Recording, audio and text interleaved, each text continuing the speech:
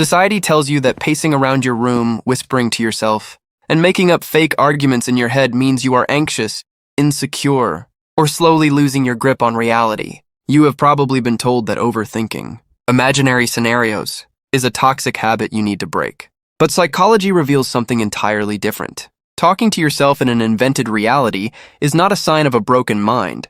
It is actually the ultimate indicator of a highly active cognitive processor. If you regularly rehearse conversations in the shower, in the car, or at 2 in the morning while staring at the ceiling, stay until the end. Because you possess a rare psychological advantage, known as predictive social intelligence. Picture this.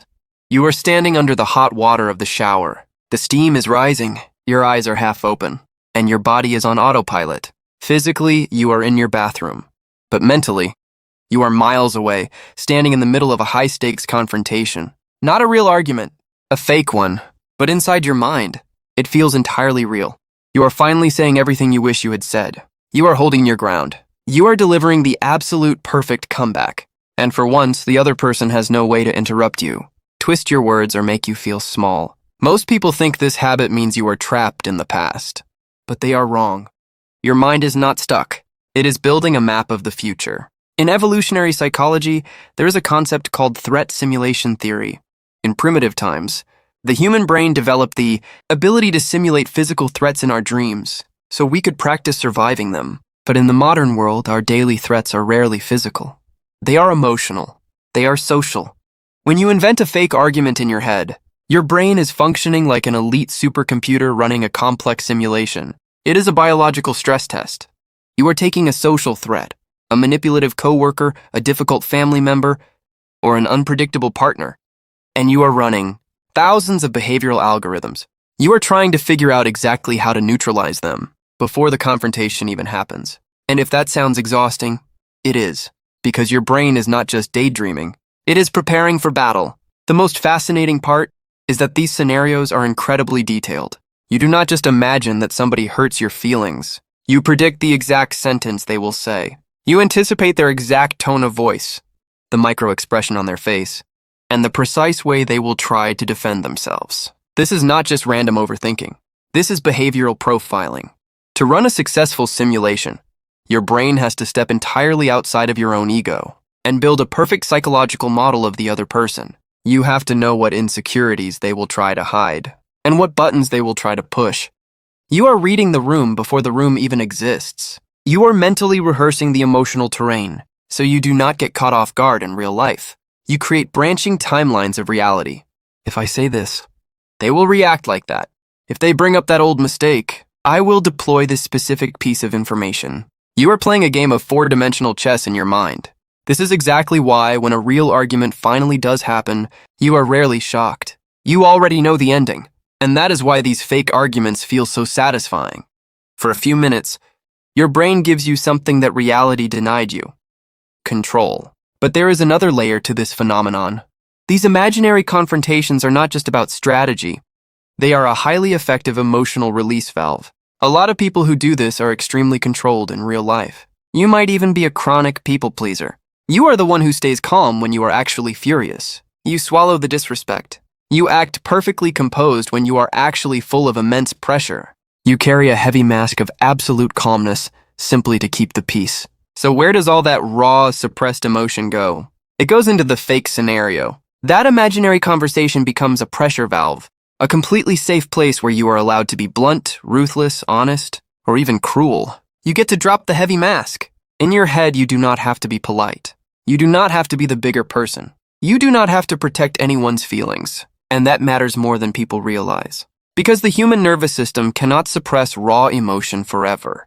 At some point, it has to come out. Sometimes it comes out as a silent rant in the shower. Sometimes it comes out while you are driving alone, suddenly aggressively whispering to the empty passenger seat. You are not losing your sanity. Your mind simply finally found a private room where it could speak freely. And this private room almost always appears when the outside world goes quiet.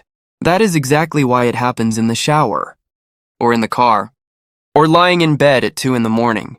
During the day, you are in a beta brainwave state. Your attention is divided. You are answering messages, navigating traffic, and avoiding interruptions. But when the external noise drops to 0, your brain shifts into an alpha state. The logical filters of your conscious mind shut down.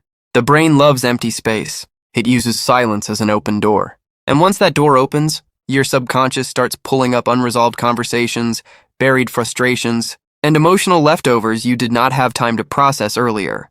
But your brain does not only simulate arguments. If you do this, you likely also invent devastatingly tragic scenarios. You imagine getting a phone call that a loved one has died. You imagine your partner packing their bags and leaving you. You imagine the absolute worst possible outcome before it ever arrives. On the surface, this looks like self-torture. You will literally sit alone in your room and make yourself cry over something that never even happened. But psychologically, this serves a massive purpose. It is a mechanism known as defensive pessimism. Because you are highly observant, you secretly understand how fragile happiness actually is. You know that situations can collapse in an instant. Your brain is trying to soften the blow before the blow actually happens. It believes that if it can experience the pain in a simulation right now, it will not be completely destroyed by surprise later. You are pre-grieving the loss. You break your own heart on purpose just so nobody else can catch you off guard. It is an emotional rehearsal for the unpredictable nature of human existence. But this high-level intelligence comes with a very dangerous physical cost. Your brain is brilliant, but it has one massive biological flaw. It cannot tell the difference between a vividly imagined scenario and physical reality. While you are having that fake argument, your body responds as if the threat is standing right in front of you. Your adrenal glands release cortisol. Your heart rate rises. Your breathing becomes shallow. Your muscles physically tighten. You can literally walk out of the shower, genuinely furious at somebody who is sitting in the other room doing absolutely nothing. You are emotionally fighting a war that only exists inside your own skull. And that is incredibly exhausting, because even though nothing happened in the physical world, your nervous system still reacted. It still braced for impact. This is why people who constantly create fake scenarios often feel tired for no obvious reason. You are not just living life. You are running high-definition simulations all day long. So the next time you catch yourself talking to someone who is not there, do not rush to judge yourself. You are not toxic. You are not crazy. You are just carrying a mind that refuses to switch off. A mind that notices too much. A mind that plays out the future before the future arrives.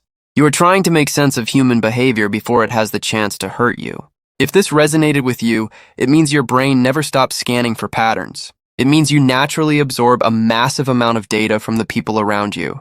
But why is it that you effortlessly notice the tiny, microscopic details about others that everyone else is completely blind to? Click the video on your screen right now to discover the psychology of noticing everything. I will see you there.